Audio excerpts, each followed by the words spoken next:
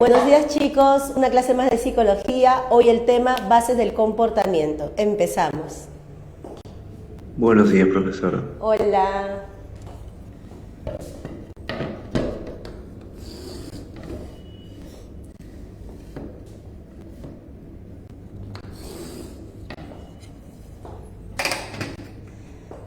Sé que este tema puede parecer muy complejo por la gran cantidad de datos, sobre todo por lo de bases biológicas, ¿sí?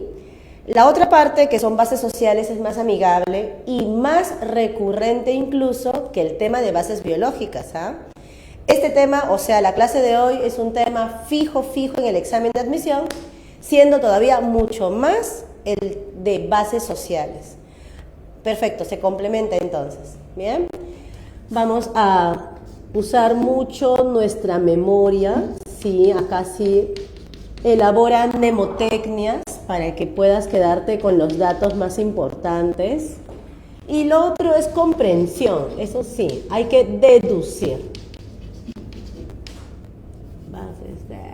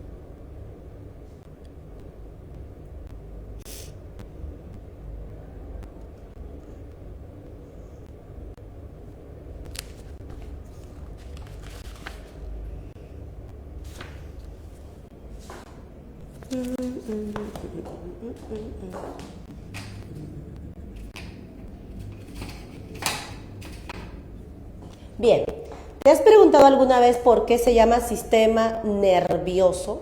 Siendo esta última palabra un adjetivo que muchos no quisieran tener frente al examen de admisión mucho más, ¿cierto? Porque ser nervioso implica ser intranquilo, estar en constante alarma, ¿verdad?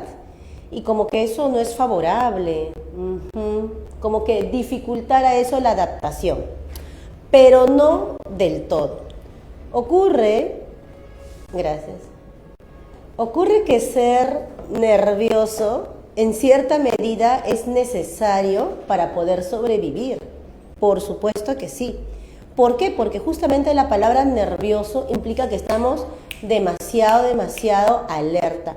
Y es necesario estar alerta para lidiar con tantos estímulos que hay en el ambiente.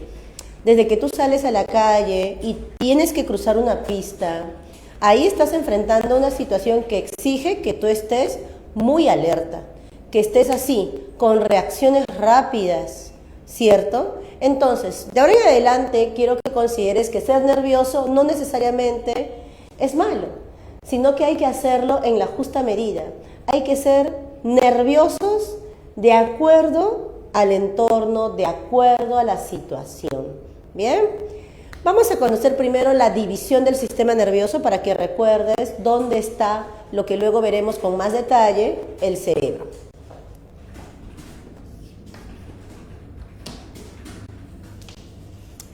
Se divide en dos, está el sistema nervioso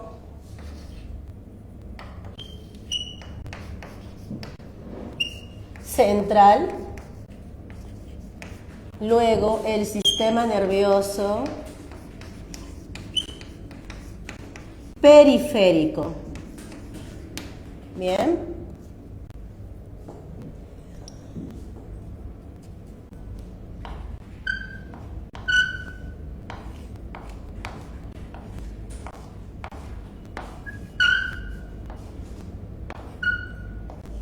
Ya. Tenemos ahí a nuestro monigote. Nos vamos a ayudar de este dibujo. El sistema nervioso central, como su nombre dice, está en el centro del cuerpo. Bien. Comprende la cabeza y la espalda. ¿Correcto? Mientras que el sistema nervioso periférico son las extensiones de la central hacia el resto del cuerpo. Bien, entonces los nervios van hacia las extremidades superiores y hacia las extremidades inferiores.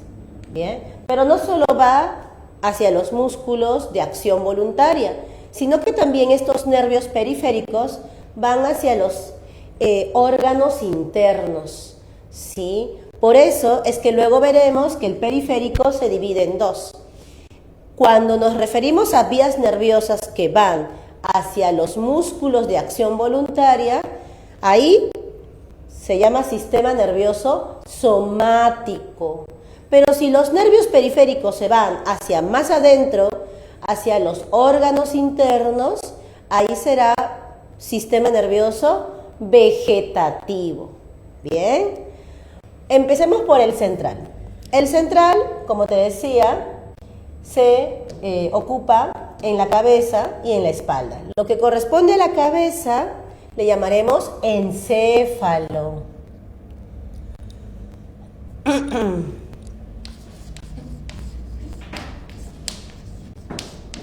Encéfalo. Y el encéfalo se divide en tres estructuras. Aquí está nuestro maravilloso cerebro, su ayudante, el cerebelo, y su otro ayudante, el tronco encefálico. Bien. Luego tenemos a la médula espinal, que ocupa pues toda la espalda. Podemos reconocer tres zonas: la zona del cuello, la zona propiamente de la espalda, la zona media, y la parte baja, que ya es la cadera, la cintura. Bien, la parte del cuello se va a llamar cervical. Luego tenemos la del medio, que sería la zona torácica. Y la última, que sería la zona lumbar. Bien, vamos al periférico. El periférico, sistema nervioso somático, sistema nervioso vegetativo.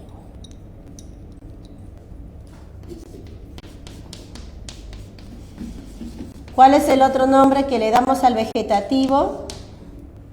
También le puedes llamar sistema nervioso autónomo. Y con ese nombre te ayudas, porque lo autónomo es independiente de alguna forma, ¿verdad? Y eso pasa aquí. Órganos como el corazón, los pulmones, no te piden, digamos, permiso para actuar. Funcionan por sí solos, ¿verdad?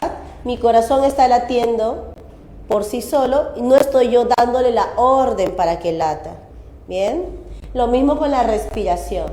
Decimos entonces que son reflejos viscerales y en consecuencia son automáticos.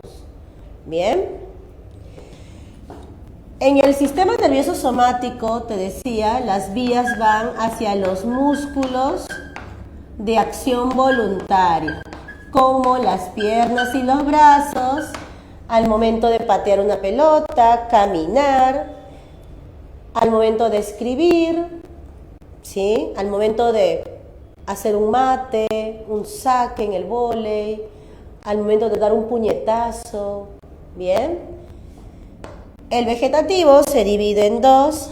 Tenemos al sistema nervioso simpático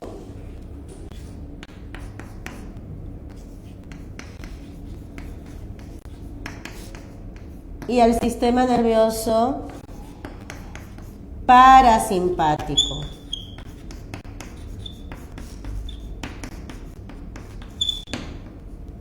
Bien. El simpático se va a encargar de que tú te actives, ¿sí? No sé, asócialo con ser simpático, ser carismático. Cuando estamos frente a una persona así, ¿cómo nos sentimos? Más pilas, ¿verdad? Como que más enganchados, más interesados. Entonces la palabra simpático, asócialo con esa mayor actividad de nuestros órganos internos. Ya, recuerda que el vegetativo se encarga de esos órganos internos. Mientras que el parasimpático, ahí está, nos desactiva, nos detiene, nos inhibe.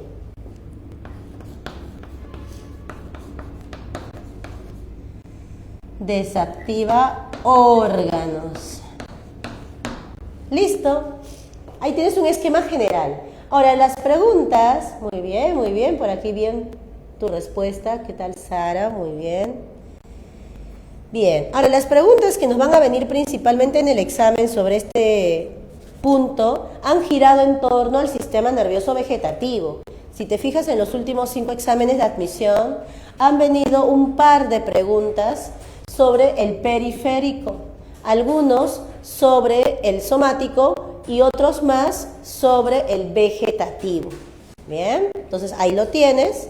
Para nuestro material, vemos que las preguntas no están girando en torno a la división, están más centrándose en lo que es el encéfalo. Y por supuesto, porque esto es lo que también recurrentemente preguntan. Ya este tema, mejor dicho, es caserito, ¿no?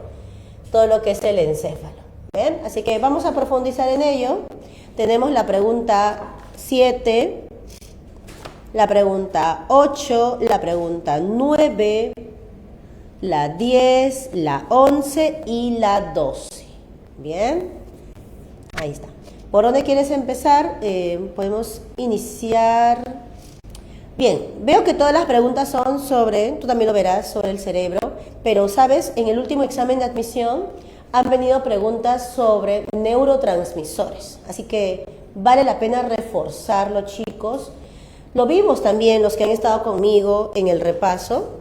También abordamos ese tema, afortunadamente. Y eso vino, chicos, eso vino. Vamos a recordarlo más. Bien. En alguna clase te habré dicho que antaño la inteligencia se medía por el tamaño de nuestra cabeza, ¿cierto? Pero ya en los últimos estudios, los estudios actuales señalan que la inteligencia radica en las conexiones sinápticas. Y estas conexiones necesitan una sustancia química llamada neurotransmisores. Estas sustancias facilitan el paso del impulso nervioso. Bien, y si nosotros tenemos un buen tránsito de impulsos nerviosos, pues somos más veloces, en consecuencia más inteligentes.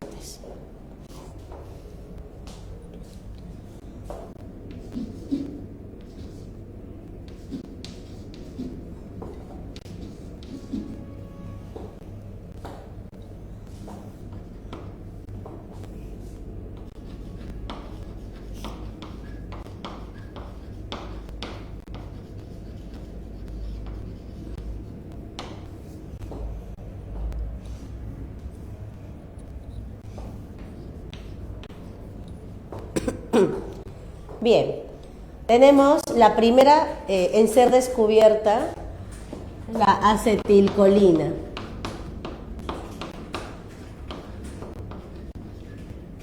Luego está la serotonina, muy importante en tu adolescencia. La dopamina de igual manera. Agregaremos a GABA.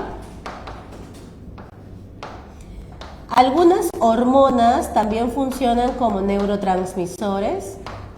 Sí, las voy a colocar también. Está igual la adrenalina, llamada epinefrina. En algunos textos lo vas a encontrar así. Tenemos el cortisol.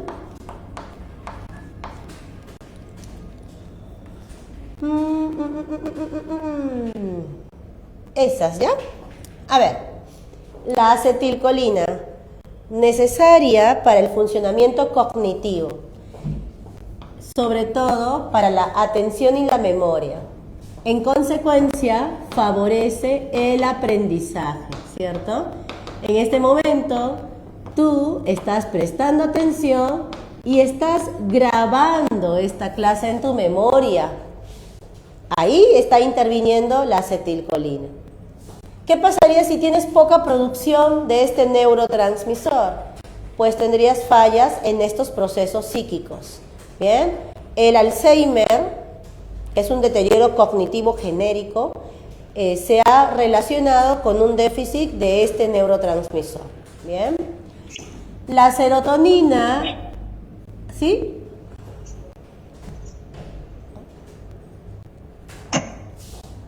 A ver, si tienen sus consultas, chicos, me hacen llegar.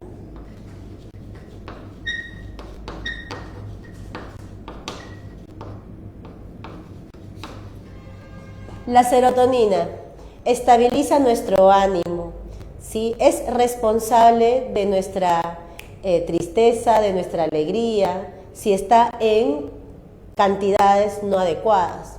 Una baja serotonina, una baja producción de serotonina nos llevaría a mostrarnos melancólicos, ansiosos, ¿bien? Y tú, en este estadio de tu preparación, seguro te has sentido así. ¿Y por qué razón bajaría la cantidad de serotonina? Porque estás dejando de hacer actividades que la nutren. Por ejemplo, dejar de salir con los amigos, dejar de tener esa conexión con la naturaleza, ¿sí? Es necesario que tú no solo estudies, sino que también lleves una vida equilibrada, no perder los vínculos humanos, ¿sí? Si tú sigues manteniendo una conexión con tu familia, con la naturaleza, haces obras de ayuda social, eso va a mantener a tu serotonina en buenas cantidades y así resistes y no caes en depresión. ¿Bien? Se le conoce, también eso te puede ayudar para recordarlo, a la serotonina se le conoce como el neurotransmisor de la felicidad, porque sí, cuando está en buenas cantidades, tú te sientes feliz. Bien, luego la dopamina, esta sí es conocida como el neurotransmisor del placer. Bien, dopar, ¿te suena? Cuando decimos, uy, está dopado, está drogado. Y la dopamina tiene ese efecto. Cuando está en altas cantidades, nosotros nos sentimos como que drogados, o sea, demasiado felices, demasiado excitados. Para ser más exacto sería eso, demasiado excitados. Bien, por eso no conviene elevar mucho la producción de dopamina, debe estar medidito. Cuidado con la comida chatarra, con las golosinas, con los amores tóxicos, porque todo eso eleva dopamina y no te permite tener un buen funcionamiento cognitivo. Y lo otro, atento a esto, a mayor dopamina, menor oxitocina. Y tú recordarás que la oxitocina es la hormona del amor. Entonces, cuando nosotros nos drogamos mucho, ¿sí? Entre comillas, porque no me refiero solo al consumo de sustancias psicoactivas, sino que doparse de placer, a eso voy. Cuando tú estás dopado de placer, baja tu interés por conectar con las personas, ¿sí? La oxitocina baja. Por eso la persona con alta dopamina la vas a encontrar disfrutando de sus placeres culposos, pero solo, no en conexión con los demás. ¿Bien? Aquí el placer. Ahora, para no satanizar a la dopamina, porque también tiene una función importante, necesaria, saludable, la dopamina, así en pequeñas cantidades, es un gran motivador. Puedes empezar tu mañana elevando la dopamina como para empilarte, ¿ya? ¿Qué podrías hacer tempranito? Poner tu música favorita, ¿sí? Eso, ¿eh? Bien, GABA. Este se va a encargar de mantenernos relajados. como en un estado de calma, de paz. ¿Bien?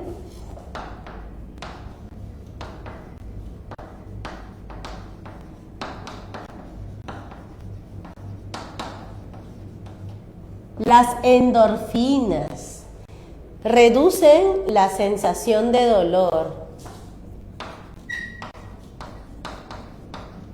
Una de las actividades que permite tener este neurotransmisor es la actividad física. ¿Se han dado cuenta que luego de que se ha dado una ruptura de pareja, los involucrados se meten al gimnasio? ¿Por qué razón? Es que la mejor manera de enfrentar el dolor por una ruptura amorosa es elevando pues la cantidad de endorfinas, y eso se va a conseguir a través del ejercicio físico. Y de verdad, chicos, ustedes se meten de lleno a la actividad física y los dolores, incluidos los dolores emocionales, bajan. ¿Bien? Luego, adrenalina. Este es el neurotransmisor del estrés, ¿sí? Te mantiene, pone a tu cuerpo en alerta, ¿bien? En una alerta adaptativa. Mientras que el cortisol, que también se secreta cuando estamos en situaciones estresantes, ya obedece a una cronicidad. Entonces, el cortisol también está asociado con el estrés, pero un estrés crónico, ¿ya? Que sobrepasa pues nuestros recursos de afrontamiento. Bien, ¿todo claro hasta ahí? Ahora sí vamos a hablar solo del cerebro.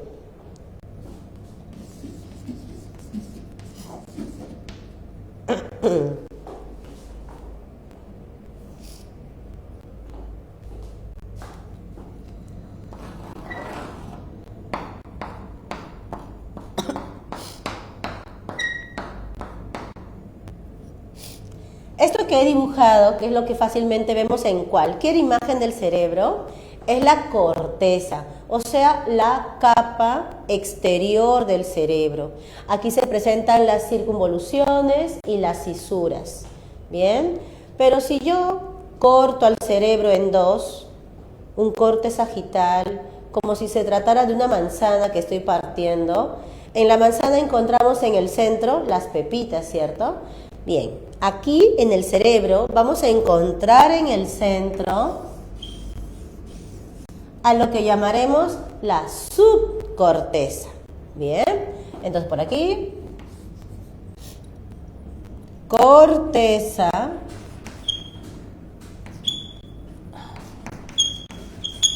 y por aquí, subcorteza.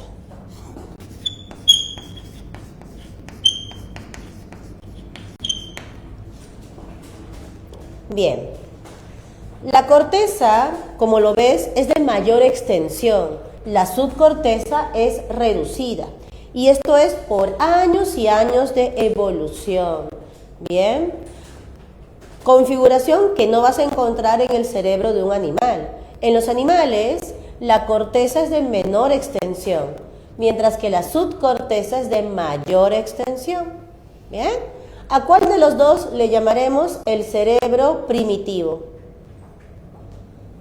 ¿A la corteza o a la subcorteza? Muy bien, por acá los leo. Excelente. A la subcorteza.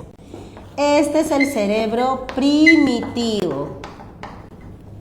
El cerebro salvaje. En cambio, este se llamará cerebro civilizado. Bien. Ojo, te comento que aquí estoy haciendo una división simplificada. Hay teorías que incluso dividen al cerebro en tres. La teoría tripartita de Paul MacLean, ¿sí? Él te habla de cerebro reptiliano, cerebro emocional y cerebro racional. Pero para efectos del examen de admisión, solo suficiente con que reconozcas estas dos áreas, ¿ya? Corteza y subcorteza, cerebro primitivo. A la corteza, cerebro civilizado. ¿Bien? Y en algunos casos A esta le van a llamar también el neocórtex, por si acaso, ¿ya? Que significa la corteza nueva, ¿bien? De reciente evolución. Listo. Bien. ¿Qué funciones cumple el cerebro?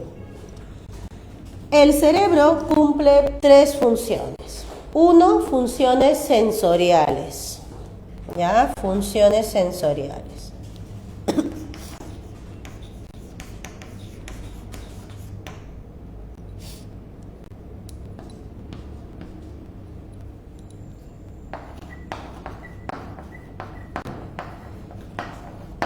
Bien, tú sabes que aquí en la corteza se experimenta la sensación de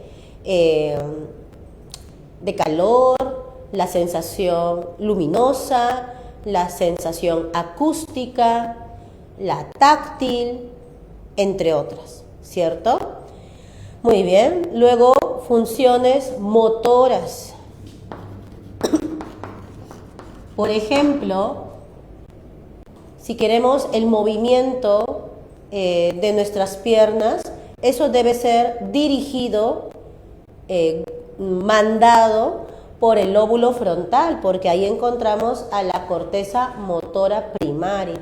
Bien, si lo que yo quiero es mover la boca para producir sonidos, ahí iré también al lóbulo frontal, al área de Broca. Bien, funciones motoras. Ahora, para cumplir con estas funciones motoras, el cerebro se ayuda del cerebelo, ¿te acuerdas? El cerebelo se encarga de la coordinación, precisión, equilibrio del movimiento.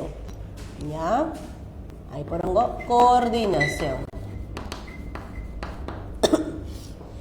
Y la función que más nos importa dentro de la psicología son las funciones mentales, claro que sí. Y para cumplir estas funciones mentales, el cerebro se apoya del tronco encefálico. Te acordarás que aquí adentro encontramos a Sara, ¿sí o no? ¿Sara qué significa? Sistema activador reticular ascendente. Bien, gracias a Sara, nuestra mente se prende y se apaga. ¿Sí? Se prende y se apaga. Nuestra mente. Bien, por ejemplo, cuando hoy a las 7:02 de la mañana te has levantado, ¿verdad? Lo primero que se activan son tus ojos, ¿sí? Y luego tomas conciencia. ¿Dónde estoy? ¿Qué hora es? ¿Con quién estoy? ¿Cómo? Así, ¿verdad? Despierta tu mente, ¿sí o no? Y a eso de las 10, 11 de la noche, nuestra mente está ya apagándose, ya preparándose para dormir. Bien, hasta aquí voy a leerlos.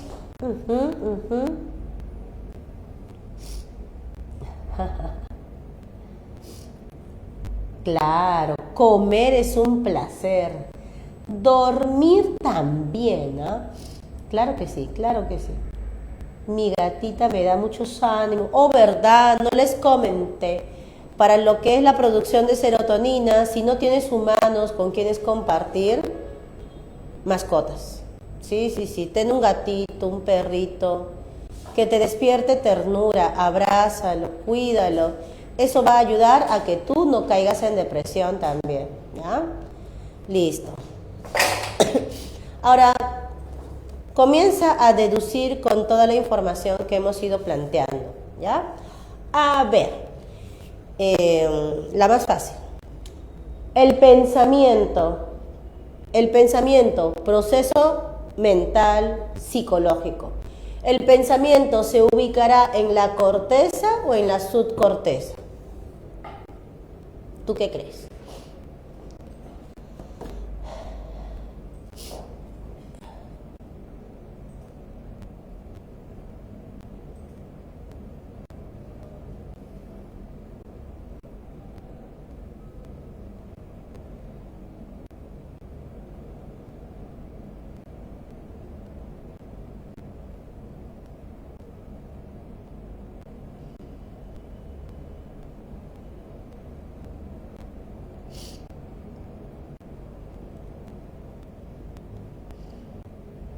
Muy bien, excelente. El pensamiento está en la corteza.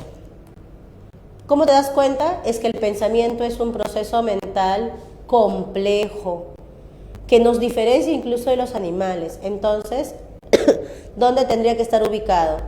En la parte cerebral más evolucionada, ¿cierto? Bien. Ahora, ¿dónde están las emociones? Las emociones también son procesos mentales psicológicos.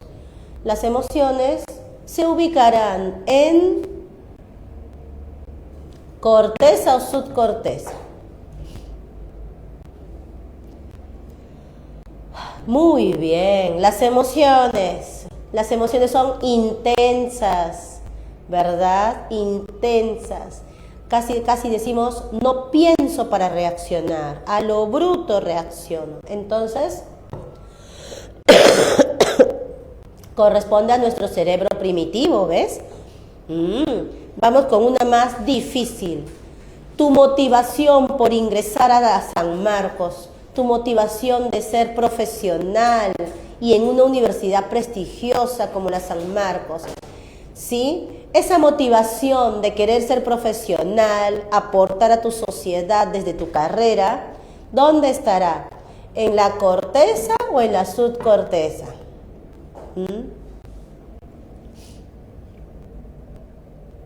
Bien, por acá, sí, a ver.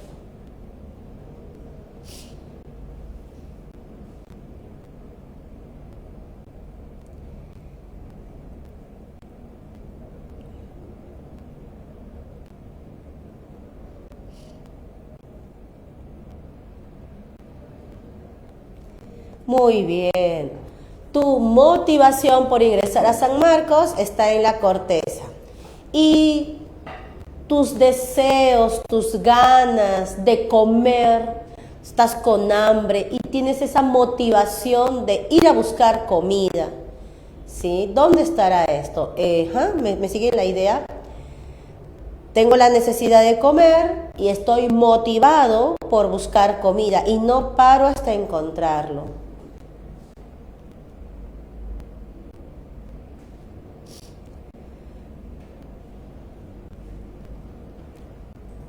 Bien, muy bien, claro. A diferencia de la primera motivación, la segunda, que es la motivación de hambre, la motivación de comer, se ubicará en la subcorteza, ¿sí? En el hipotálamo, ¿bien? Entonces, hay motivaciones complejas y hay motivaciones simples. Las motivaciones simples, que se refieren a las necesidades del cuerpo, se ubicarán en la subcorteza. En cambio, las motivaciones complejas, que llamaremos psicosociales, se ubicarán en la corteza. ¿Bien? Por acá me preguntan, ¿qué son los ganglios basales?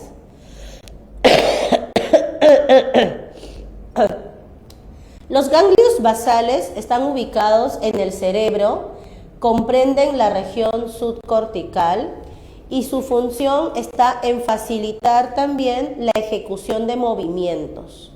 Bien, eso sería, ¿sí? O sea, cumplen la función motora, ¿sí? Facilitando la producción de movimientos en coordinación con el sistema periférico somático. Bien, listo. Ahora, otra pregunta para que deduzcas, por favor. Bien, cuando el ser humano nace, cuando un bebé, lo tenemos al recién nacido, el bebé, el ser humanito, ¿qué es lo primero o lo principal que utiliza de su cerebro? ¿La corteza o la subcorteza? Un recién nacido humano. Bien. Un recién nacido humano funciona más con su subcorteza. Por eso decimos que los bebés son salvajitos, son primitivos. ¿Bien? Así es. Ya poco a poco, conforme la subcorteza vaya madurando, tendremos una mejor regulación de estos estados salvajes.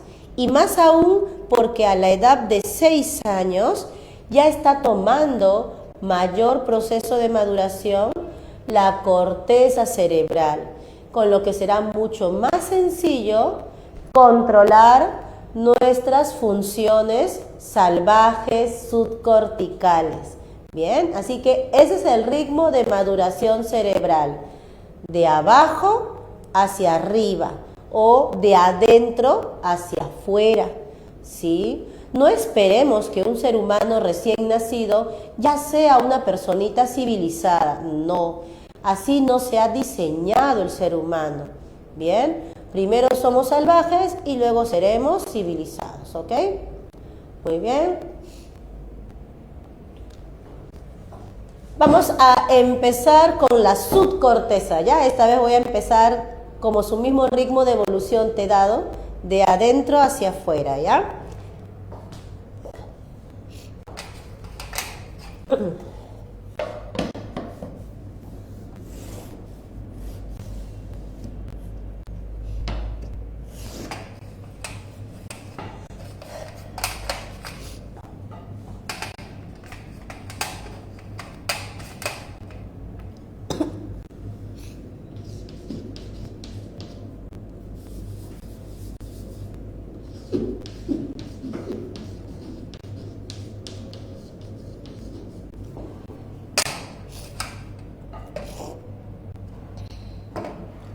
Bien, en la subcorteza vamos a encontrar al sistema límbico.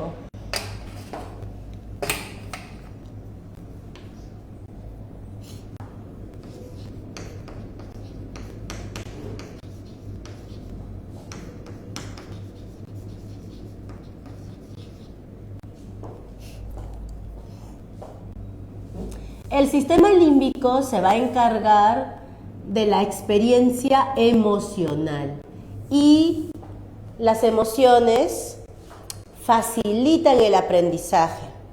¿Por qué?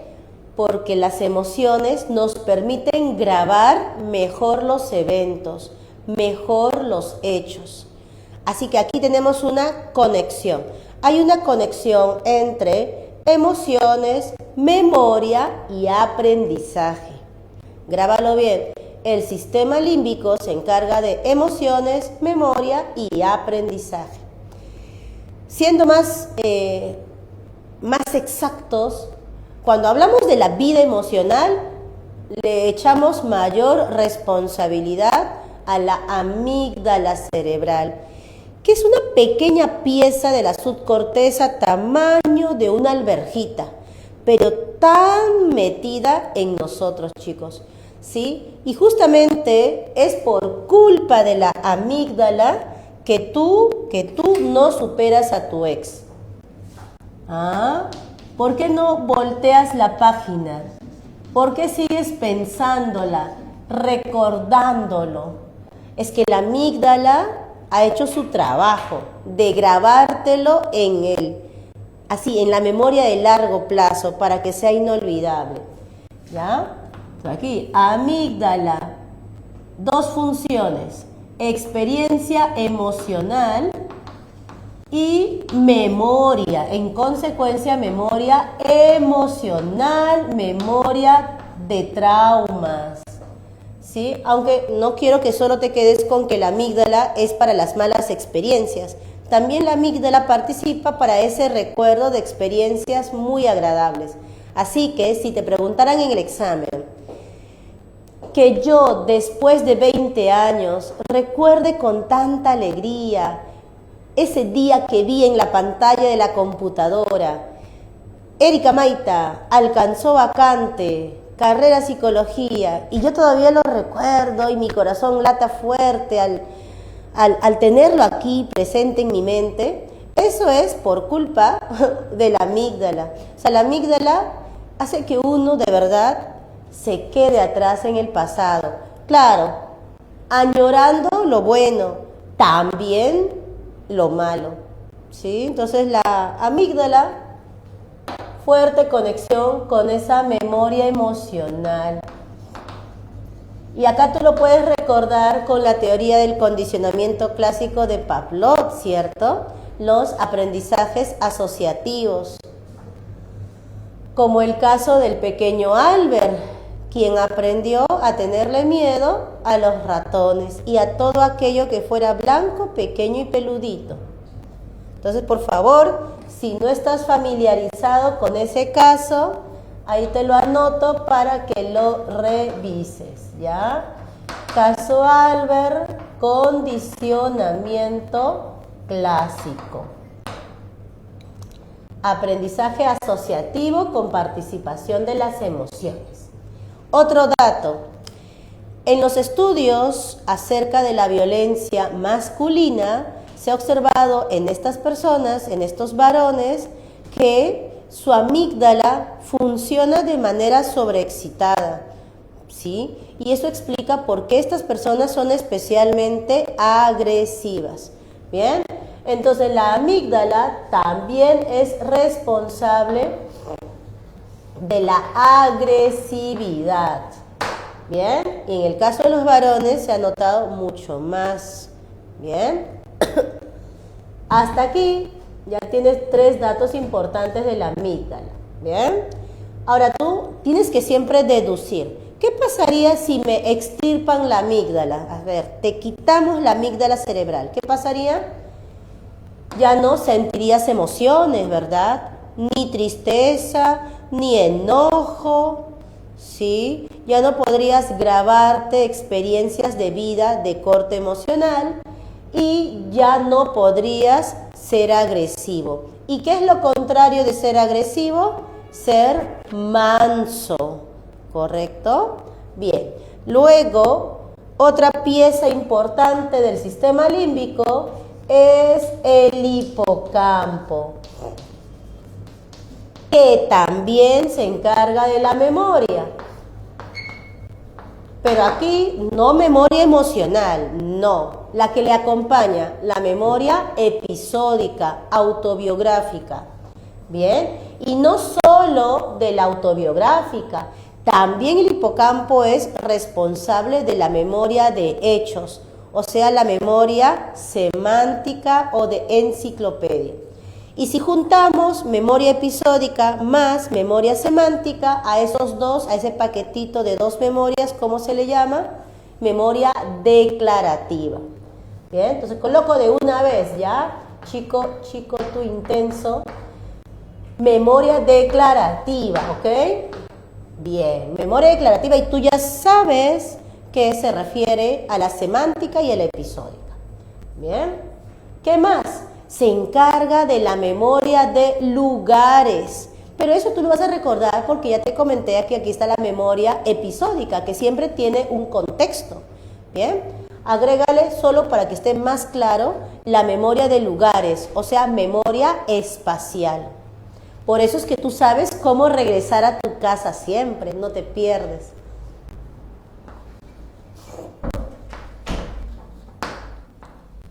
Listo.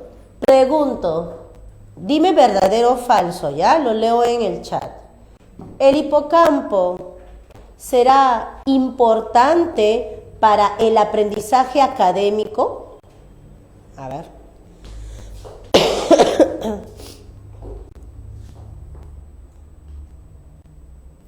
Excelente, muy bien, claro. El hipocampo es importante para el aprendizaje académico, por lo que mencioné, ¿cierto? Ahí está la memoria semántica. Y sabes, un datazo para ti. El hipocampo cumple una función durante el sueño, que es tomar los recuerdos nuevos y llevarlos a largo plazo, ¿sí? Voy a colocarlo, ¿ya? Traslada los nuevos recuerdos al almacén de largo plazo, ALP, ¿sí? Y esto ocurre en el sueño, o sea, a partir de las 10 de la noche. Ahora tú deduce, ¿qué ocurriría si tú no duermes? ¿Qué pasa si tú no duermes? No le das chance al hipocampo para que lleve los nuevos recuerdos fabricados en clase, lo que has escuchado en tu clase, al almacén de largo plazo. Por eso la gente que no duerme comienza a tener problemas de memoria. Confírmalo, ¿sí o no? No estás durmiendo, por eso. A ver, a ver. ¿No era la corteza prefrontal izquierda encargada de la memoria semántica? No. Pero sí te entiendo el por qué se ha atribuido esa zona. Sí, sí, sí. Y lo he visto en algunos textos también. Pero no de la PRE, ¿eh? Yo particularmente tomo en cuenta el material de la PRE. Y por supuesto, textos adicionales más profundos sobre las funciones psíquicas. Te comento. La memoria declarativa tiene como base central al hipocampo, ¿sí? Ahora, hay dos hipocampos. El hipocampo derecho, o sea, del hemisferio derecho, y el hipocampo del hemisferio izquierdo. Eso para empezar. Si lo que yo busco es memoria semántica, datos, voy a usar el hipocampo izquierdo, ¿cierto? Porque sabemos que el hemisferio izquierdo es verbal. Bien. Ahora, aquí tienes un dato importante que es traslada los recuerdos nuevos al almacén de largo plazo. Ese es el trabajo del hipocampo. Ahora, una vez que tú ya tienes grabado el dato, ya lo guardaste en tu almacén de largo plazo y de repente alguien me hace una pregunta. Erika, ¿cuál es la capital de Canadá? Y yo en ese momento, ¿qué voy a hacer? En ese momento, cuando me hacen una pregunta, así veloz, yo voy a pensar. Y más que nada voy a recordar, ¿cierto? Aquí participan dos estructuras. Para poder pensar lo que me estás preguntando, para yo ordenar mi respuesta, ahí sí voy a usar lo que tú has dicho, ¿no? El frontal izquierdo, prefrontal izquierdo. Pero para sacar el dato, que ya he hecho este trabajo de guardado, necesitaré al hipocampo. ¿Se entiende ahí? Entonces, uno, para dividirlo, se refiere al almacenamiento y otro a la evocación, que es para sacar el dato, donde necesariamente tengo que hacer uso del el prefrontal izquierdo, para entender la calidad de la pregunta, ordenar mis ideas y sacarla fuera. ¿Bien? ¿Qué tal? Buena pregunta. ¿Cómo les...? ¿Ha quedado claro? Los leo por aquí. Esa pregunta también se ha lanzado por acá, ¿no? No, esa pregunta me la pasaron por internet. Ok. Ya. Ahí me comentan, chicos, pero importante eso, ¿ya? No puede ser que la memoria semántica solo mencionen que su base biológica es el prefrontal izquierdo. No. Necesariamente hay que citar al hipocampo, ¿ya? Y como todo, chicos, hay una coordinación de estructuras. Son muchas cosas las que participan para un proceso psíquico. Me dice que repita, por favor. ¿Así? Ya. El hipocampo se va a encargar de grabar los datos. Datos de tus clases los graba en el almacén de largo plazo. Se asienta ahí. ¿Bien? Ahora, cuando a mí me hacen una pregunta, Erika, ¿cuál es la capital de Australia? ¿Yo qué estoy haciendo en este momento? Tengo que decodificar la información que me has dado. Eso implica pensar, para yo poder botar una respuesta, que es evocar. Ahí usaré el prefrontal izquierdo que comentaban, ¿sí? Entonces, una vez que ya decodifiqué, que ya analicé, por decir así, la pregunta, voy a mi almacén, al hipocampo, para la extracción del recuerdo. Y ahora lo boto. Entonces, ahí estamos usando dos bases biológicas, por mencionar lo mínimo. Uno que es el prefrontal izquierdo y otro que es el hipocampo, pero en diferentes tareas, en diferentes funciones. ¿Hasta ahí claro? Sí, ahora sí. Ok, listo. Muy bien. ¿Ya? Pero resalto, si nos ponen así, una pregunta muy cerrada, ¿cuál es la base biológica de la memoria semántica? Y te ponen las dos opciones, prefrontal izquierdo, hipocampo. No dudes, marcas hipocampo. ¿Ya? Bien. Otra estructura será, vamos a colocar el septum. ¿Ya? Aunque con esto ya podría terminar. Septum. Este se encarga de la sensación de placer. Bien, ahora vamos con el hipotálamo, que se encarga de las motivaciones básicas. Motivaciones básicas.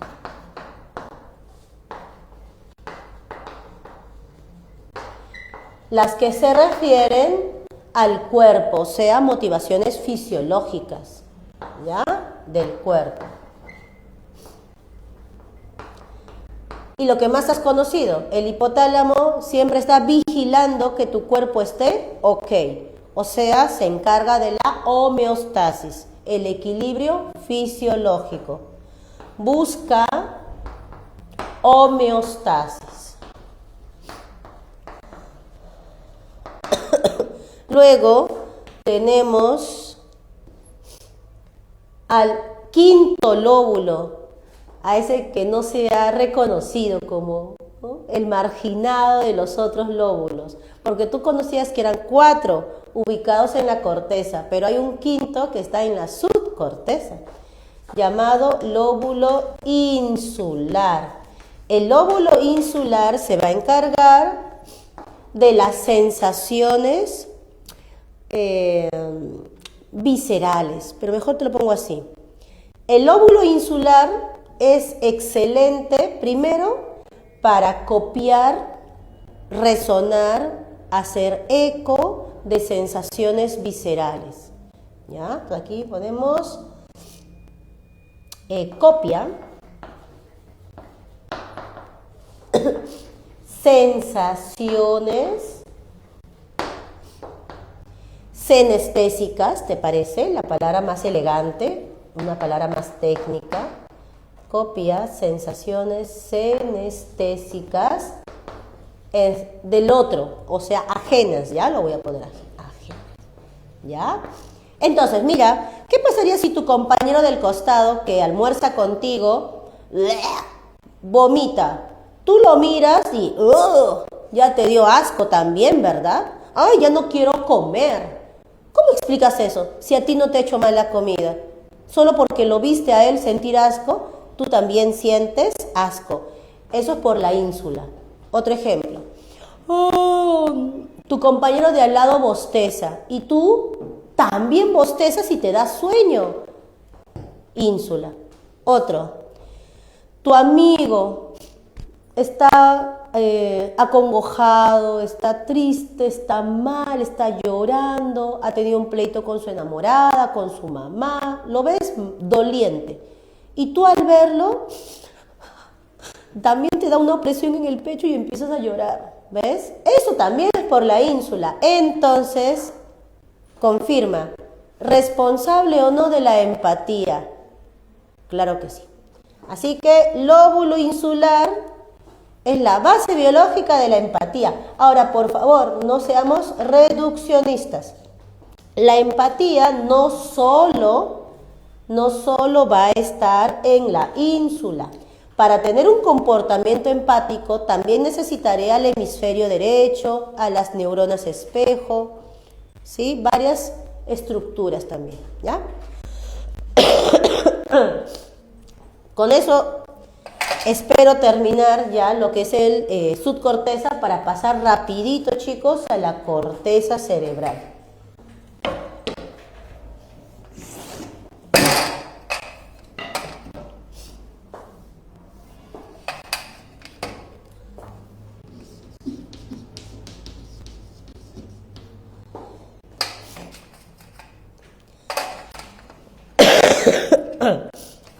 Bien, aquí encontramos a los hemisferios, muy bien conocidos por ti, izquierdo y derecho.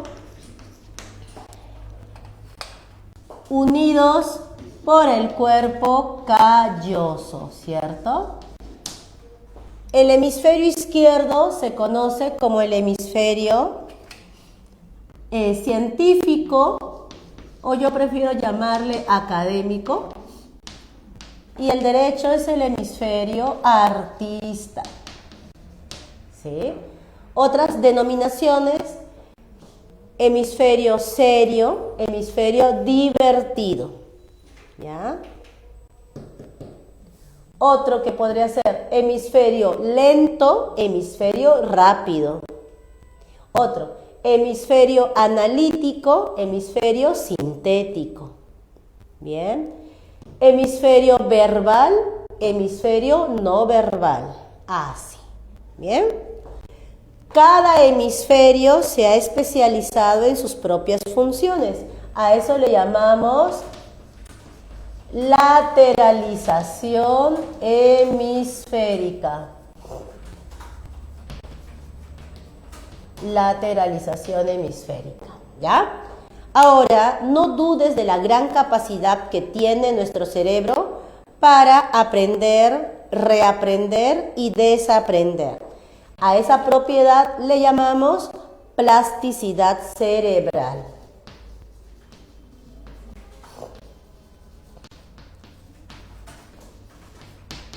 Bien, hay tres tipos de neuroplasticidad: la neuroplasticidad sináptica,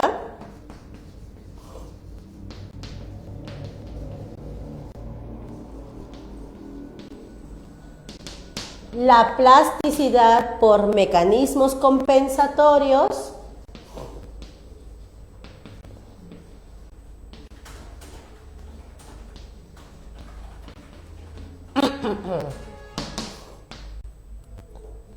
y la neurogénesis.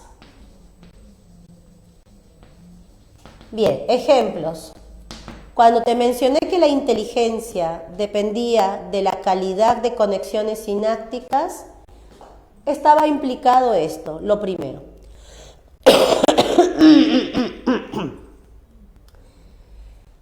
¿Correcto? Entonces, la plasticidad sináptica es necesaria para un veloz aprendizaje. Veloz aprendizaje.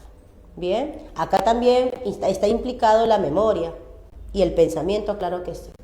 ¿Ya? Por eso nosotros tenemos facilidad para aprender, sobre todo los niños y jóvenes adolescentes. Ustedes tienen una alta neuroplasticidad de tipo plasticidad sináptica. Bien. Ahora, ¿qué pasaría si yo me daño? Yo como adulta, no sé, sufro un accidente y se me daña el hemisferio izquierdo. Se me daña, quedó inútil. Mi vida será otra, ¿cierto? Afortunadamente, tengo mi hemisferio derecho. Y ese hemisferio derecho va a trabajar por dos, para cumplir con sus propias funciones y para compensar las funciones perdidas de mi hemisferio izquierdo dañado, ¿correcto? Eso es neuroplasticidad por mecanismos compensatorios. ¿Bien? Y la neurogénesis, que es un tema tabú. Yo veo que algunos todavía se han quedado con la idea de que nosotros no tenemos regeneración neuronal, pero sí hay, chicos. Hay neuronas que todavía siguen naciendo, de manera limitada, claro que sí. Bien, son las neuronas implicadas en la memoria, ubicadas justamente en el hipocampo. Así que una persona confiando en esta neurogénesis todavía tiene capacidad para reaprender. Sí, imagínate que ha sufrido un daño, no sé, que le ha ocasionado una amnesia retrógrada. La persona tiene la posibilidad de recuperar esos aprendizajes perdidos, esos recuerdos perdidos. ¿Bien? Bien. Así, chicos. Cerramos lo de los hemisferios y pasamos a los lóbulos. Fácil, fácil, fácil, ¿ya? Lóbulo occipital, ojito, ubicado acá atrás, ojo, vista. Lóbulo parietal, ubicado aquí arriba, parietal, piel. Piel, se encarga del tacto. Piel, tacto, se encarga del gusto, se encarga de la orientación espacial, se encarga del esquema corporal, que tú sepas dónde está mi brazo, dónde está mi mano, dónde está mi pierna, dónde está mi ojo. Ah, ya está. Esquema corporal. Luego,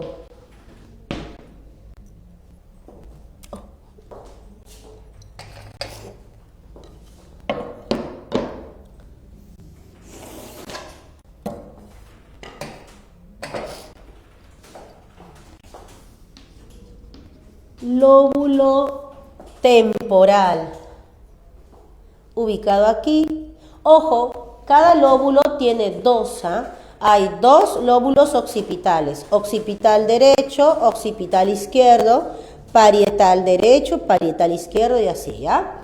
Lóbulo temporal.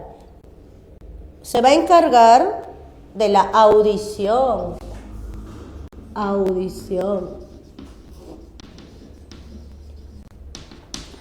Se va a encargar de la memoria. ¿Pero por qué? Porque el lóbulo temporal está a la altura del hipocampo en la subcorteza.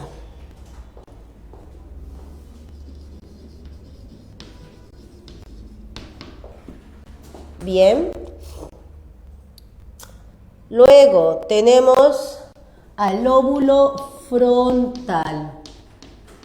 En el lóbulo frontal, que es el lóbulo más importante, vamos a encontrar muchas funciones, ¿ya? Voy a tener este cuidado. Hasta acá tienes una vista general, ¿ya? Y acá lo pongo el más importante, ¿ya? Para que tengas ya claro aquí su protagonismo.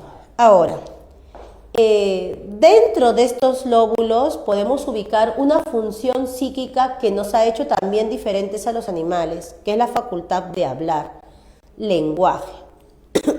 Entonces, hay unas áreas del lenguaje que hay que reconocer en estos lóbulos.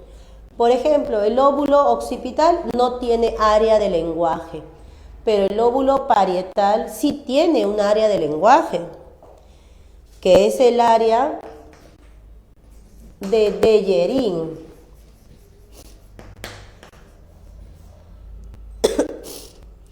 ¿Ya? El área de Deyerin se va a encargar de la lectura.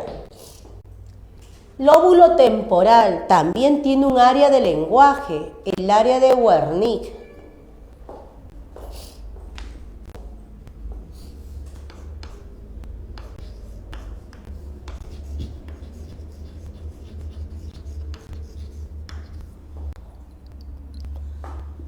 Que se encarga de la decodificación, de la comprensión. Comprensión de lo escuchado.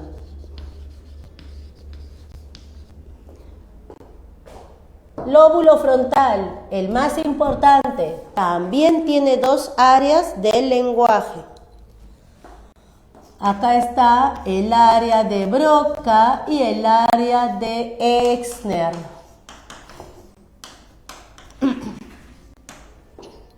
El área de Broca se encarga de producir palabras, hablar, ¿ya? Hablar.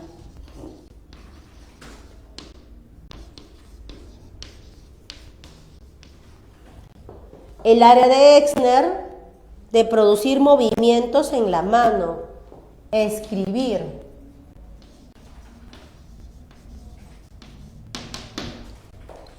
Luego, en el lóbulo frontal también vamos a encontrar al importante a la importante área motora, que se encarga de dirigir, ordenar, dar instrucciones al cuerpo para que emita movimientos. ¿Pero qué tipo de movimientos? Este tipo, o sea, un ejemplo, toco yo algo caliente y mi mano automáticamente sale de ahí. ¿De ese movimiento se encargará el lóbulo frontal? No, porque este movimiento reflejo lo hace la médula espinal. Un movimiento automático y chiquito, médula espinal. Esta se va a encargar de movimientos complejos, como tocar el piano. ¿Sí? Eso, ¿ya? Entonces, es la diferencia. Médula espinal se mueve, genera movimientos. Área motora también genera movimientos, pero movimientos complejos.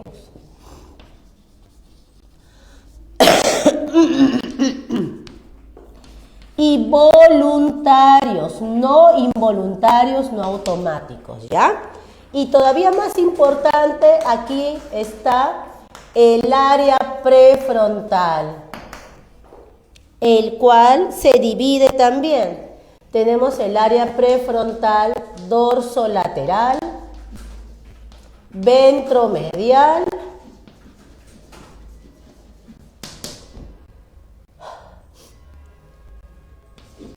orbitofrontal y el anterior.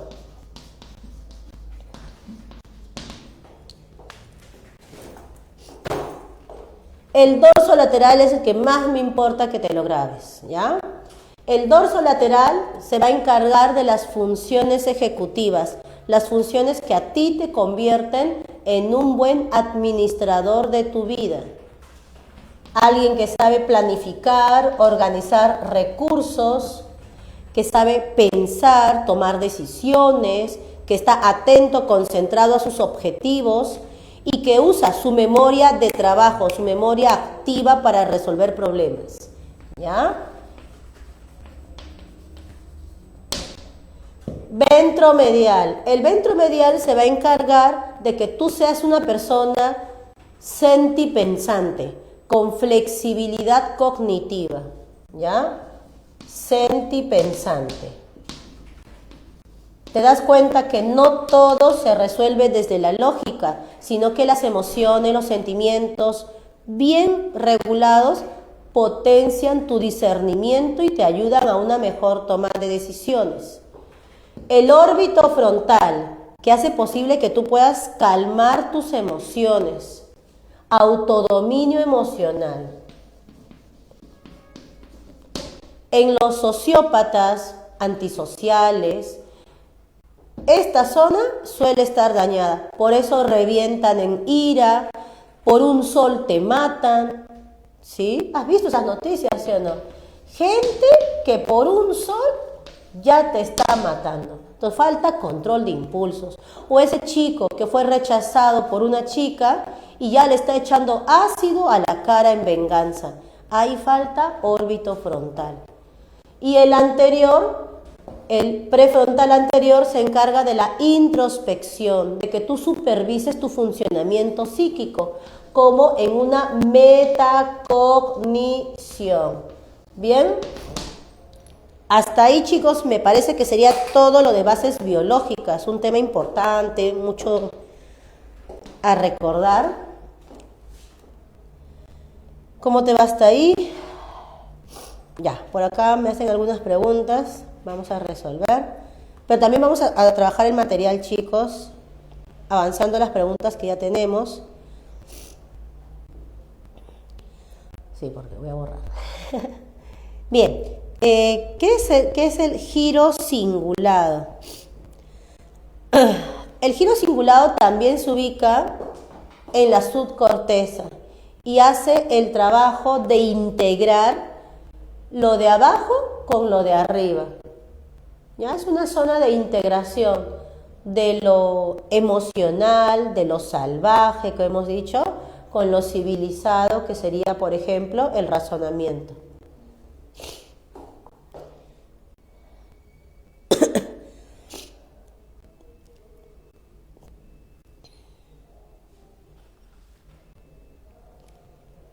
Bien, pregunta 7.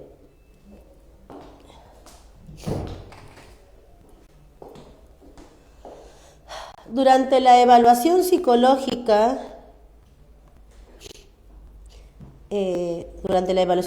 Mariana, estudiante universitaria, se le pide que recuerde con detalle lo sucedido el día que sufrió un accidente de tránsito. Mientras relata los hechos, se activa intensamente una región cerebral relacionada con la memoria emocional y la respuesta al miedo. A nivel neurofuncional, la activación se encuentra principalmente en... Bien, yo empiezo por lo último.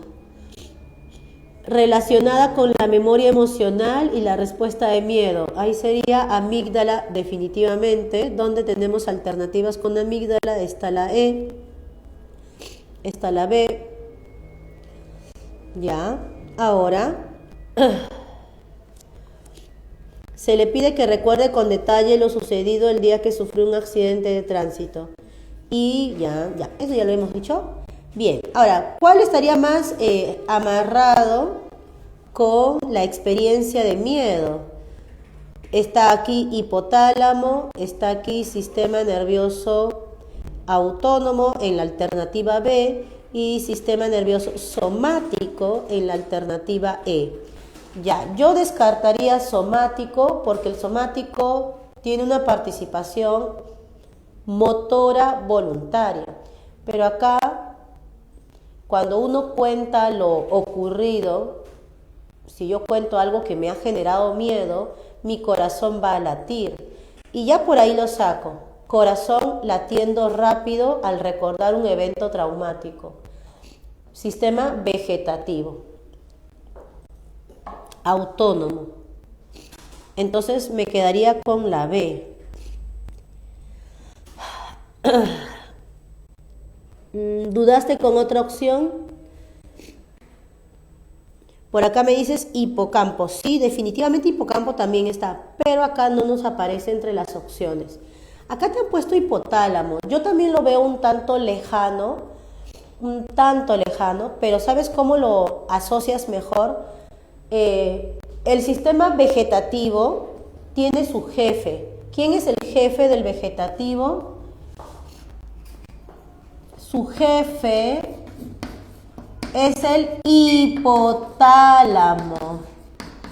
El hipotálamo es el jefe. Por eso es que lo han metido acá. Por eso es que aparece en la alternativa. ¿Ok? Beso, muy bien. 8. Reina sufre de un trastorno de ansiedad generalizada. Su médico le explica que sus síntomas de preocupación excesiva y las respuestas fisiológicas como taquicardia, sudoración, temblores, tienen relación con una hiperactivación de ciertas estructuras cerebrales que regulan el miedo y la respuesta al estrés. En términos neurofuncionales, se puede afirmar que, bien, si ya te habla de preocupación excesiva y respuestas fisiológicas de activación como la taquicardia, yo ya estoy mirando esto. Sistema nervioso vegetativo simpático. Activa los órganos. ¿Para qué? Para estar más alerta. Y luego te habla del miedo, ¿verdad? Ya el estrés lo hemos visto. El miedo está por allá con la amígdala cerebral. A ver qué encontramos. Ya, en la B aparece amígdala, pero al final aparece somático. Se va, no puede ser. Luego, ahí está, creo que ya la tenemos. ¿Qué te parece? Excelente. Enano. En enano te habla de hipotálamo, que es el jefe del vegetativo. Te habla de la amígdala, muy bien. De la hiperactividad, que se sobreentiende, es el simpático. ¿Sí? Muy bien, correcto. 9. En una clase sobre las áreas funcionales del cerebro se presentan casos clínicos relacionados con lesiones. Un paciente que tras un accidente cerebrovascular muestra una incapacidad para hablar fluido, no puede hablar. Ojo con eso, no puede hablar. Entonces, ahí sería área de Broca. Yo ya lo miré. 1A. Una persona que tras un traumatismo tiene dificultades para comprender el significado de palabras y frases complejas. Ay, gracias. Pero así me suena con el audio. La apago. La parte. Gracias.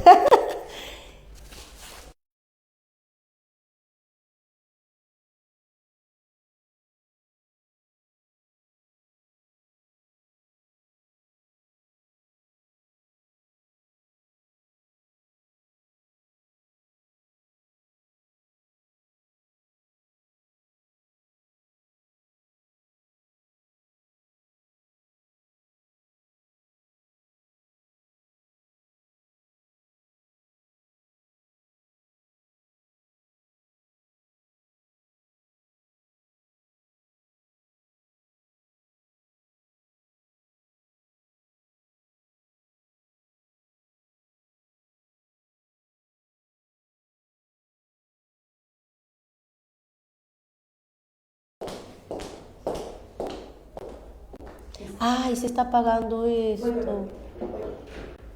Ya.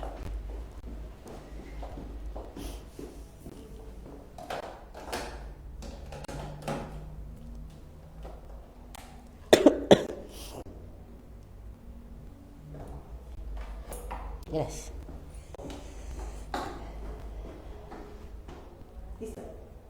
Muy bien, volvemos por acá. Listo, ¿dónde nos quedamos?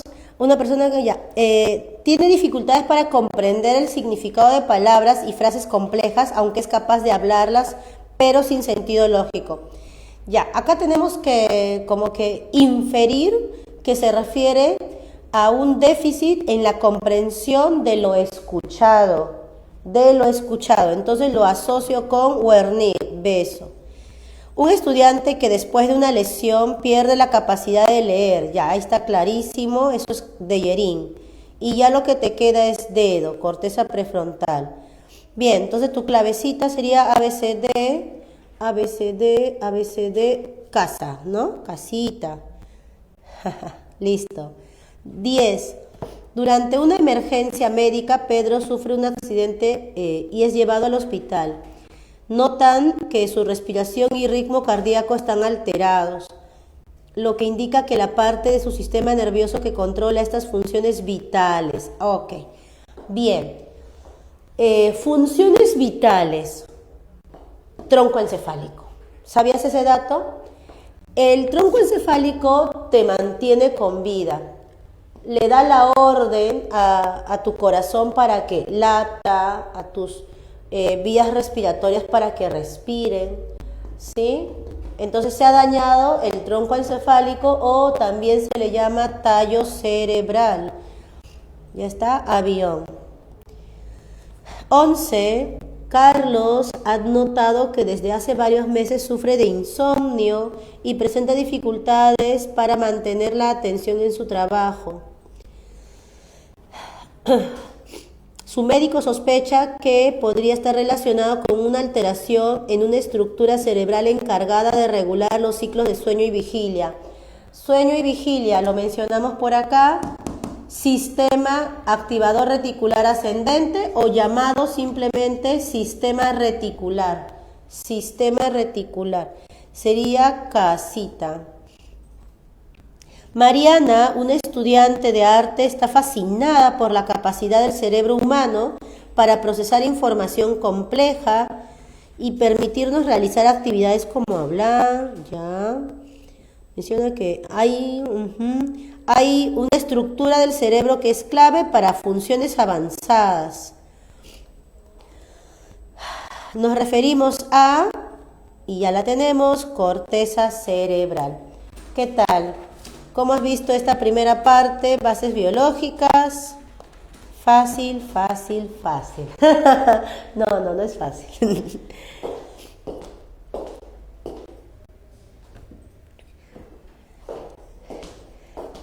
No es fácil, pero tampoco es arbitrario, ¿verdad? La idea es que le pongas ejemplos de tu vida cotidiana. Voy a borrar, chicos. Ya les mandaron la fotito.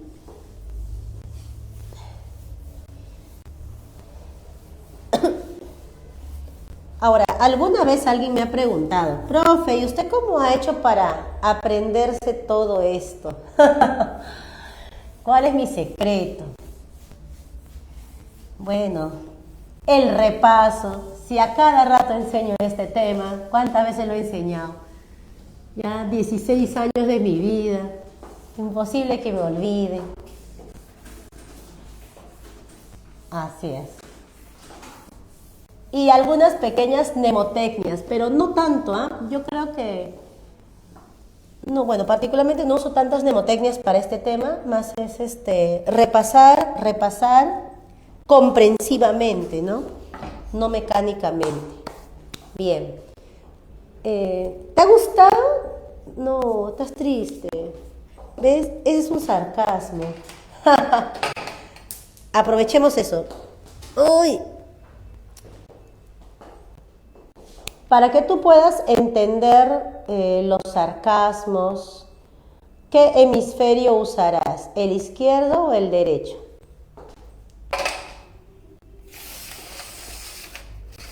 Dicen que no es sarcasmo.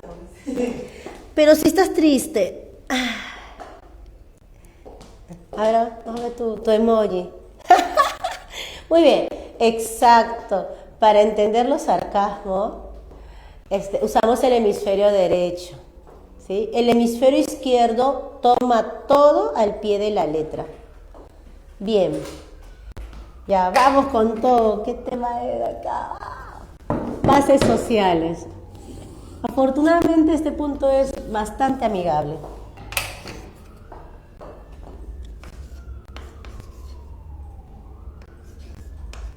Ah, ya, socialización, así de frente.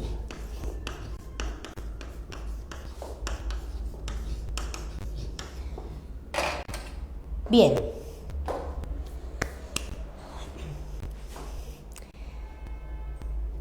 La infidelidad es uno de los antivalores que más los adolescentes cuestionan. Tú tienes estándares altos, deseas una pareja que te sea fiel, no te traicione.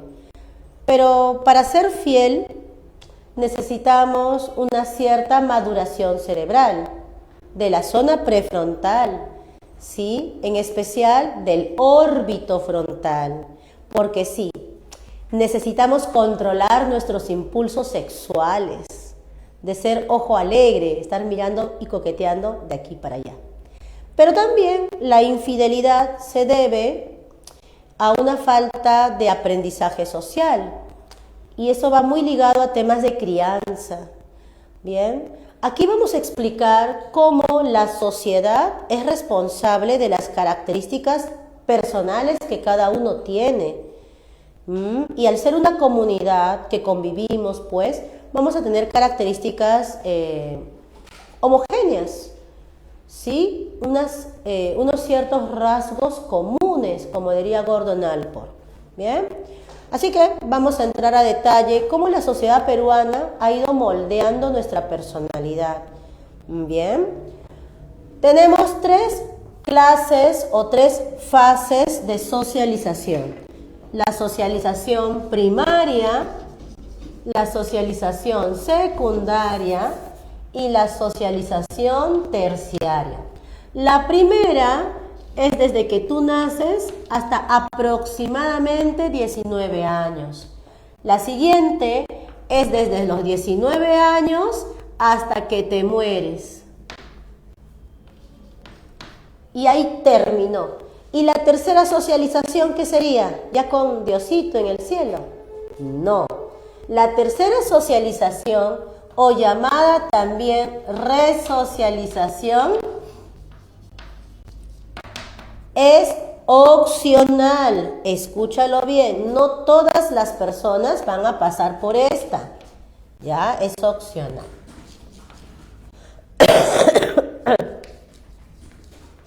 Y solamente ocurre cuando tú haces un cambio drástico de sociedad.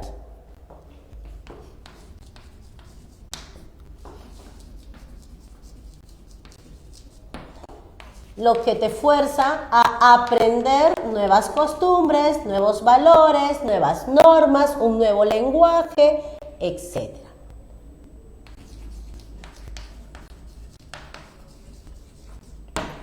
Bien, ahora, también aplica el término resocialización cuando hablamos de reeducación en centros penitenciarios.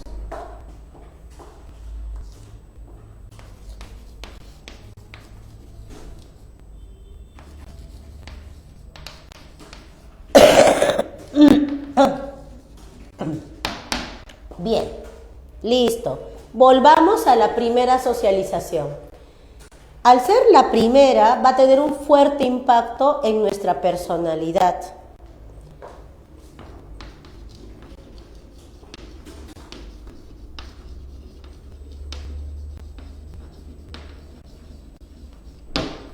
Por ejemplo, Sigmund Freud decía que nuestra personalidad se forma hasta los 6 años. Míralo él. Bien, así, 6 años. ¿Ok? Ahora, ¿a quiénes vamos a responsabilizar por la formación de esta personalidad? A los 4 agentes: familia, escuela, comunidad y medios de comunicación. Los 4 influyen. Pero ¿cuáles son los 2 más influyentes? La familia y la escuela. ¿Ok? En el caso de la socialización secundaria, ya hablamos de un adulto que asume un rol social. Acá también este adulto tiene la influencia de los 4 agentes, pero más la influencia de los medios de comunicación y de su comunidad. ¿Correcto? Bien.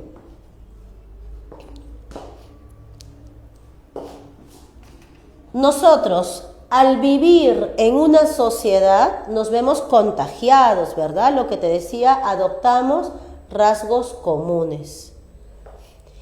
Y también vamos a adoptar actitudes.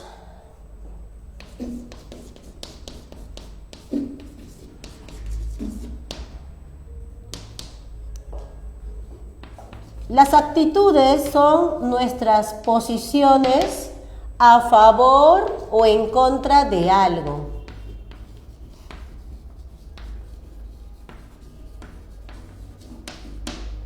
Bien. Las actitudes se expresan en ideas,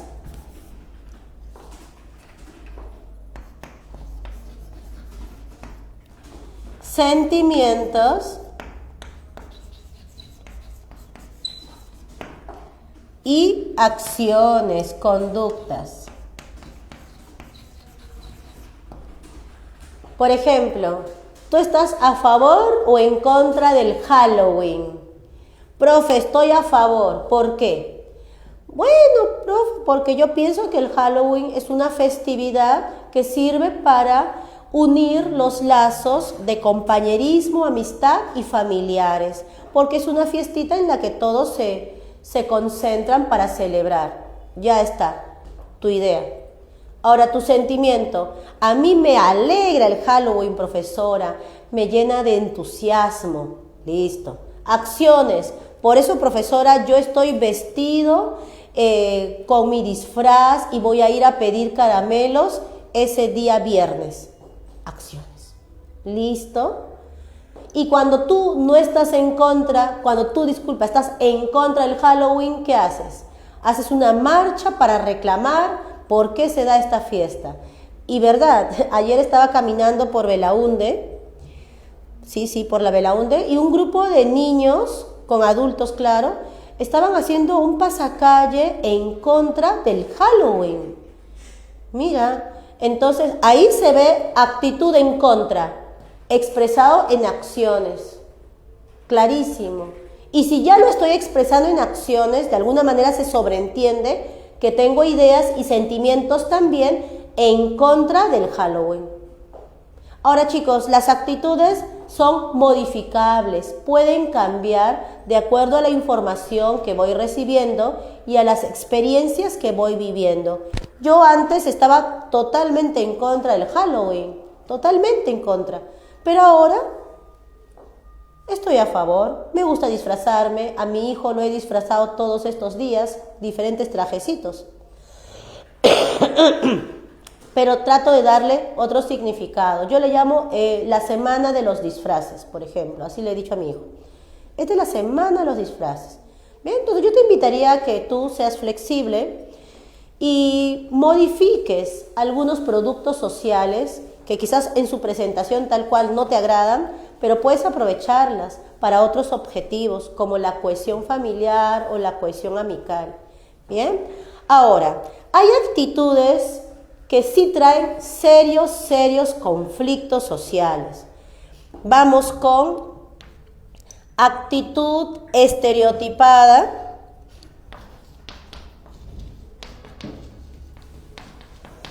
actitud prejuiciosa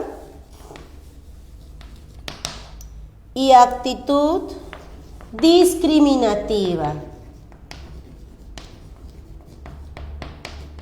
¿Por qué te digo que son muy problemáticas? Porque generan mayor antagonismo, se arman grupos versus, ¿sí? Por ejemplo, la típica, varones versus mujeres. Sí, hay una guerra de sexos por actitudes estereotipadas. Tenemos ideas rígidas, generalizadoras sobre cómo son los hombres, cómo son las mujeres, ¿ya? Así que una actitud estereotipada es eso, son ideas generalizadoras. Actitud prejuiciosa, son sentimientos de rechazo.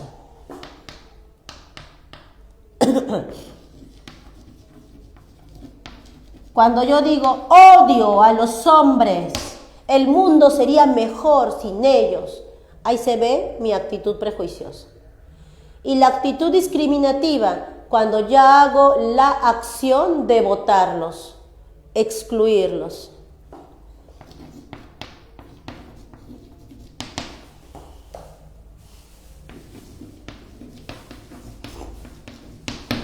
Acción de excluir, ¿bien? De retirarlos, apartarlos.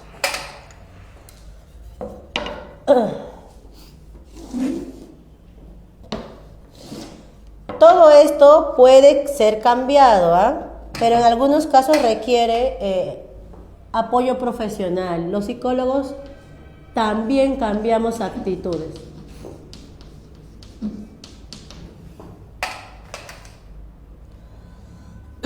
Y por acá terminamos con los estilos de crianza.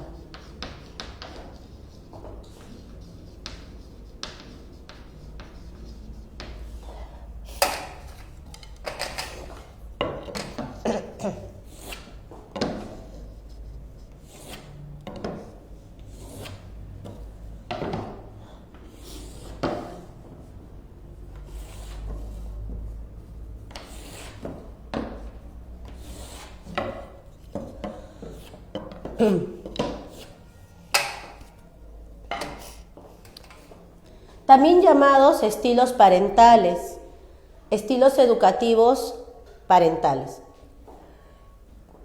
Para nosotros criar a un ser humanito debemos cumplir principalmente dos funciones, la función afectiva y la función educadora, llamada también normativa. Bien, esas serán las dos dimensiones a considerar, ¿ya? La función o la dimensión afectiva y la dimensión educadora o normativa, normas. O en algunos casos le llaman control, normas, control. Bien, primer estilo de crianza, tenemos la crianza, vamos con la autoritaria. La crianza autoritaria, o también llamada vertical, se caracteriza por padres que en cuanto al afecto lo dan poco Y en cuanto a las normas, dan muchas normas, muchas. En consecuencia, ¿qué ocurrirá en los hijos que están criando? Puede pasar lo siguiente: los hijos, al tener poco afecto y mucho control, muchas normas, son hijos que viven estresados, porque los padres son muy exigentes. Estos hijos pueden presentar incluso depresión, tristeza. Algunos pueden volverse extremadamente tímidos, no desafían a la autoridad, y ya te imaginarás de adultos cómo serán. Adultos perfeccionistas que revientan de cólera al tener una frustración. ¿Sí? Bien. Crianza permisiva, llamada también crianza indulgente.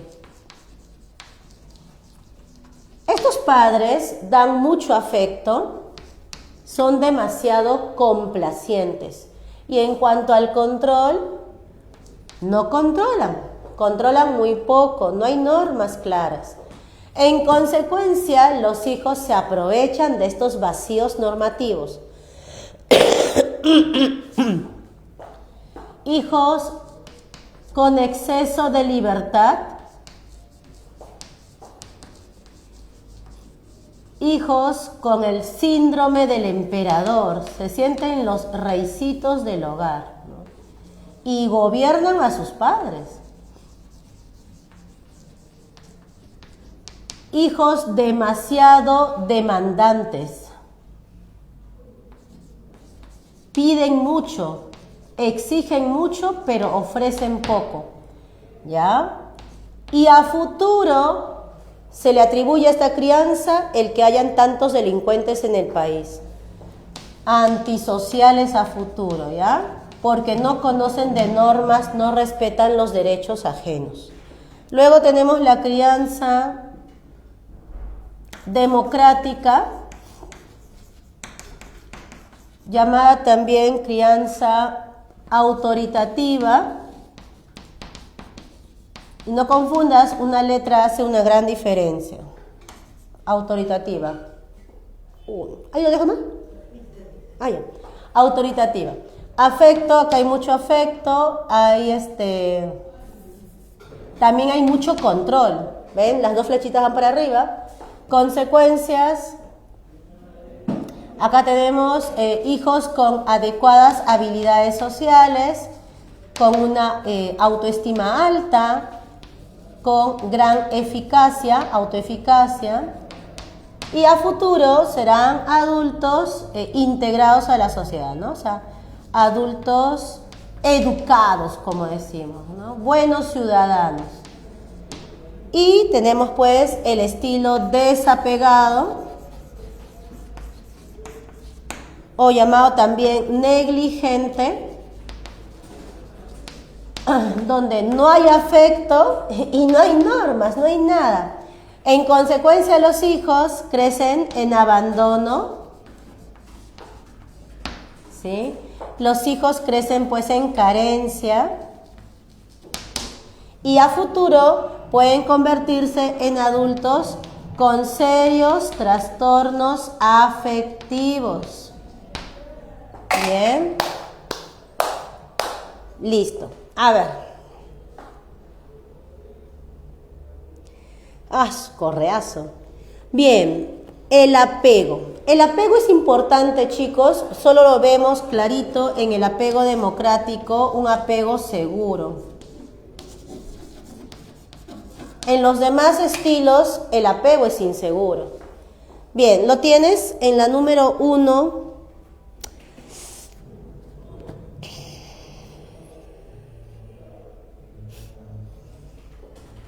¿La has revisado? Sebastián, de 14 meses, juega cerca de su padre.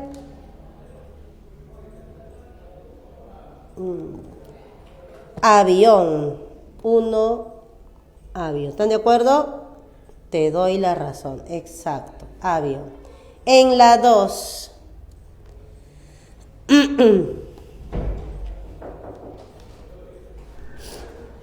Muy bien. 2 besos. En la 3 es del mismo texto, ¿ah?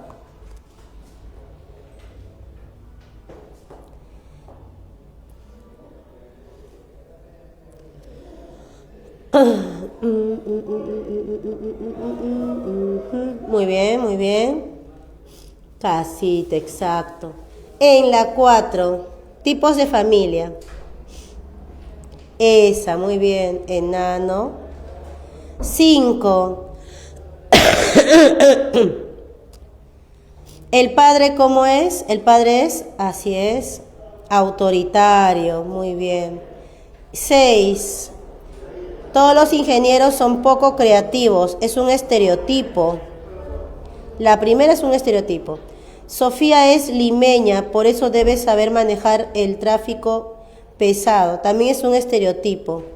Los ancianos no entienden de tecnología y siempre se confunden con los celulares. También es un estereotipo. Mi primo es de Cusco, así que debe ser un buen bailarín de huayno. Ah, ya. En esta pregunta lo que yo estoy notando es que no hacen una clara diferencia entre estereotipo y prejuicio, porque en ninguna hablan de un rechazo emocional. Todas serían estereotipos, ¿ah? Solo que en algunos libros desfasados mencionan que el prejuicio se refiere solo a una persona. Como ejemplo en la 2, como ejemplo en la 4. Y ahí la clave sería beso. ¿Me dejo entender? Pero no lo tomes así, ¿eh? Acá vamos a ser flexibles y lo vamos a tomar como en la definición desfasada. Pero actualmente, siguiendo la definición de Gordon Allport, que es el autor citado en la Pre-San Marcos y para el examen de admisión, el prejuicio tiene que involucrar emociones, no solo ideas. ¿Bien? Listo, ahí nos quedamos, chicos. Por favor, atentos a ese último dato que acabo de dar, porque sí suele generar confusión. ¿Ya? Gracias por tu participación. Has estado muy activo. Hasta la próxima. Chau, chau.